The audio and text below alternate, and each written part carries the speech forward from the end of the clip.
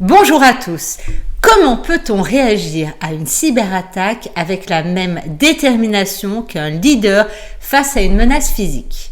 Vous êtes dirigeant, leader, manager et vous devez faire face à des situations de crise qui peuvent secouer toute votre organisation. Aujourd'hui, nous allons parler de cyberattaque et surtout de la manière de réagir comme un leader face à cette menace qui est invisible mais pourtant tellement dévastatrice. Dans cette vidéo, vous allez découvrir comment gérer vos émotions justement dans un contexte extrême, comment renforcer également la confiance de votre équipe et enfin comment transformer la crise en une opportunité de montrer votre leadership. Je vais partager avec vous des techniques pour rester maître de la situation même dans les moments les plus critiques. J'ai une cliente qui a récemment subi une cyberattaque. Évidemment, ça a provoqué une panique totale et compréhensible au sein de son équipe. Quand elle m'en a parlé, je lui ai fait le parallèle avec une situation qui est complètement différente, mais tout aussi intense, c'est la réaction de Donald Trump lorsqu'il a été pris pour cible avec des tirs lors du meeting de Pennsylvanie en juillet 2024. Peu importe l'opinion qu'on a sur le personnage, ce qui est fascinant ici, c'est de s'attarder sur sa gestion émotionnelle de la situation. Ce jour-là, Trump a levé le poing en exprimant ainsi sa colère, sa fierté, sa résilience et à cet instant précis, il a capté toute l'attention de son audience, il a transformé la peur et la confusion en courage et détermination.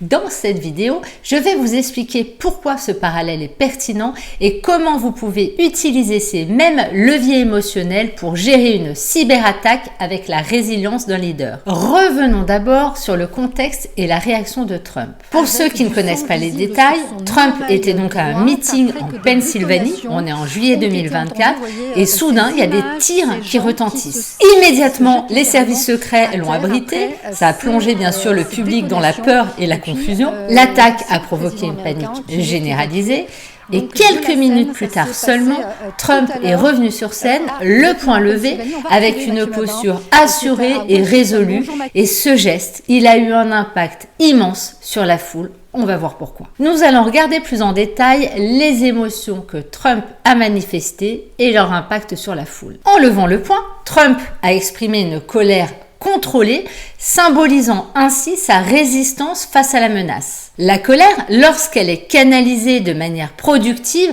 devient une force motrice énorme pour l'action. Et en situation de crise, cette émotion, elle permet de transformer le sentiment de vulnérabilité en force. Mais il n'y a pas que la colère. On va aussi s'intéresser à la fierté parce qu'elle a été centrale dans ce geste. En montrant qu'il n'était pas abattu, il a signalé à ses partisans qu'il restait indomptable même après avoir été attaqué. Cette fierté a envoyé un message très clair de confiance en soi et de détermination. Et il ne s'agit pas d'une fierté arrogante, mais bien d'une affirmation du contrôle face à une situation imprévisible. Et quel fut justement l'impact émotionnel sur les personnes présentes? Le point levé a eu un effet catalyseur sur la foule. Ils sont passés de la peur à l'admiration. En voyant leur leader se lever avec autant de force, leur panique initiale s'est transformée en courage collectif. Ce geste a inspiré confiance, renforçant l'unité et la conviction des partisans qu'on a vu scander dans la foule USA, USA. En fait, la peur et la confusion ont cédé la place à la solidarité et à la fierté nationale. Lorsque Trump est revenu sur scène, son retour physique a lui-même été un message très puissant. Bien qu'il a sûrement ressenti la peur au moment de l'attaque, il a su maîtriser cette émotion pour revenir avec résilience. La peur est une émotion primaire, tout à fait naturelle face à une menace. Néanmoins, pour un leader, il est crucial de ne pas se laisser submerger par cette émotion. Et la gestion de la peur devient un exercice de contrôle émotionnel où l'objectif est de montrer à ses équipes et à son entourage que la situation reste maîtrisée. D'ailleurs, le retour de Trump a apaisé la peur du public. L'effet immédiat, ça a été un sentiment de sécurité retrouvé. En voyant leur leader revenir sur scène en pleine possession de ses moyens, la foule a instantanément repris confiance. Et la peur a été canalisée en admirant la force du leader, ce qui a évidemment renforcé leur loyauté. Maintenant, pourquoi ce parallèle avec une cyberattaque est-il pertinent? En situation de cyberattaque, vous pouvez ressentir les mêmes émotions que lors d'une menace physique. Je pense à la peur, à la colère, à la confusion. Votre rôle en tant que leader, c'est justement de maîtriser vos émotions. Pour vous-même, comme pour votre équipe, nous allons regarder comment appliquer cela à une cyberattaque. Première technique, réagir avec urgence et focalisation. Lors d'une cyberattaque, la première réaction, c'est souvent la peur. Il peut s'agir de la peur d'un vol de données, de la paralysie d'un système, d'une atteinte à sa réputation. Mais en tant que leader, votre rôle, c'est de transformer cette peur en action. Dès que la crise éclate, adoptez une posture de contrôle, même si la situation est critique. Gardez une posture droite, des gestes calmes et assurés. Cela permettra à votre équipe de se concentrer sur les actions à mener plutôt que de céder à la panique. Il y a 3 étapes clés. 1. Il va s'agir d'isoler les systèmes impactés. 2. Identification rapide. 3. Communication de crise. Isolation des systèmes impactés. Comme Trump s'est abrité derrière son pupitre, à vous aussi de sécuriser immédiatement les systèmes critiques. Cela enverra un message très clair que la menace est circonscrite. Identification rapide, il s'agit là que votre équipe puisse voir que la situation est analysée très rapidement. La rapidité dans l'identification des causes d'une cyberattaque est clé pour transformer la peur en vigilance proactive. Le 3e point, c'est la communication de crise.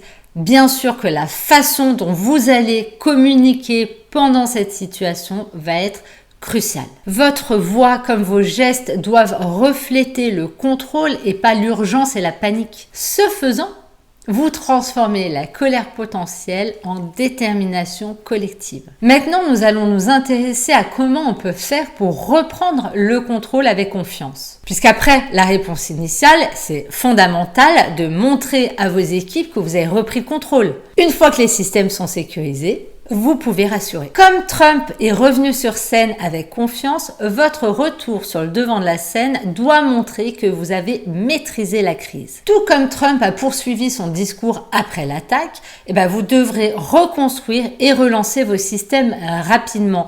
Montrer que tout est sous contrôle et que la menace est passée. Une fois que la crise est terminée, il faudra bien sûr communiquer très clairement à vos équipes comme à toutes vos parties prenantes que la situation est maîtrisée. Utilisez un ton ferme et des gestes d'ouverture pour rassurer et montrer aussi que vous êtes sorti renforcé de cette épreuve. Tout comme Trump a probablement renforcé sa sécurité après l'incident, en tant que leader, pour vous aussi, il est essentiel de renforcer vos mesures de cybersécurité et de communiquer auprès de vos équipes avec fierté et assurance. Vous l'avez compris, qu'il s'agisse d'une cyberattaque ou d'une menace physique, la gestion des émotions est un levier très puissant. La peur, la colère, la fierté, ce sont des émotions qui peuvent toutes être transformées en force motrice. En tant que leader, c'est bien votre posture et votre capacité à canaliser vos émotions qui feront la différence. Comme Trump